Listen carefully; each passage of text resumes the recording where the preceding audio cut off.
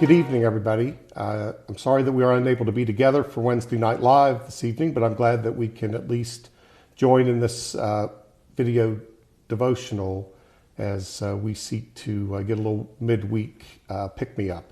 I come to you this evening having lots of things on my mind and actively happening in my life. I'm sure that you are in similar situations. I'm under a lot of deadlines for some grant proposals we are writing for our ministry in South Longview. I have a memorial service for Carol Shipp tomorrow, a dear beloved member of our congregation. I am continuing to develop sermons for our 1 Corinthians series. This week on the chapter of love, 1 Corinthians 13. And as I find myself engaged in countless interactions with each and every one of you, I've found myself in a lot of differing, challenging circumstances. Had a call this morning about a part of our congregation where a beloved person is undergoing some diagnostic work for health issues. I was called over to one of our assisted living centers where one of our members is being placed into hospice and is not expected to make it through the week. I find myself with all kinds of things that are taking place that sometimes can be disorienting and disconnecting. And so when we feel these things and when we experience them, we should turn to our faith and to the words of our faith. And so tonight I want to share 3 passages of Scripture. One that is very much associated with funerals and memorial services, which will be a part of Carol's memorial service tomorrow. Passage of Scripture from 1 Corinthians that we will be, a segment of that we'll be using on Sunday, and a passage of Scripture that ties the two of them together as I think that there's relation tonight. So I want to share that with you. The 2 topics that we probably wouldn't normally associate together are fear and love. I think if I said to you, what causes you to have fear?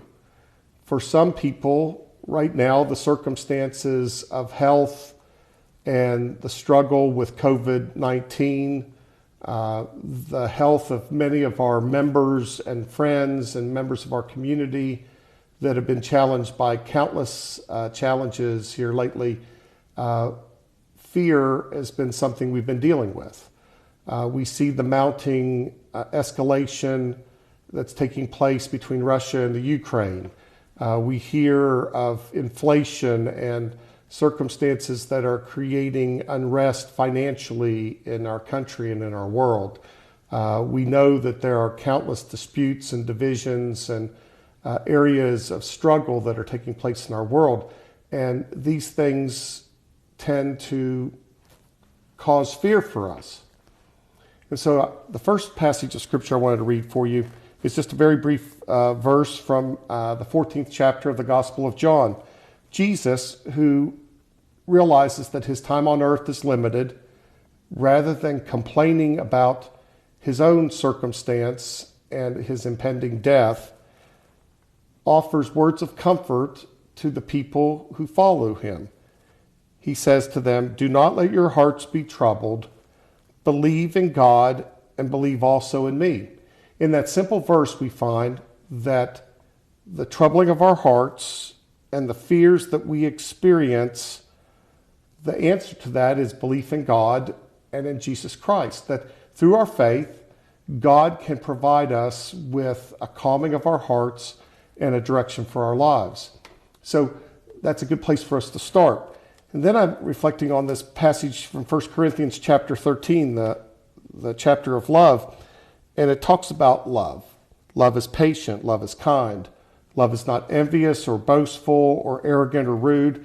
It does not insist on its own way. It is not irritable or resentful. It does not rejoice in wrongdoing, but rejoices in the truth. It bears all things, believes all things, hopes all things, endures all things. And later goes on to say, faith, hope, and love abide, these 3. and the greatest of these is love. So we hear in this passage about a context of love that often we take out of context from the circumstance in Corinth, which was a church that was in disrupted circumstance. There was lots of infighting, there were divisions, there were arguments, there were different voices that were seeking to take control of the Corinthian church. There was a lot of difficulty taking place. And in the midst of that troubling circumstance, the answer is love. Jesus tells his disciples not to be troubled, to believe in him, to believe in God. Paul advises the church at Corinth in trouble to love. And so I looked for a passage that would connect both love and fear. And I found it in 1 John chapter 4, beginning with latter part of verse 16 and continuing on.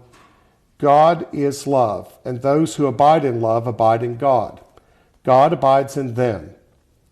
Love has been perfected among us in this, that we may have boldness on the day of judgment, because as he is, so are we in this world.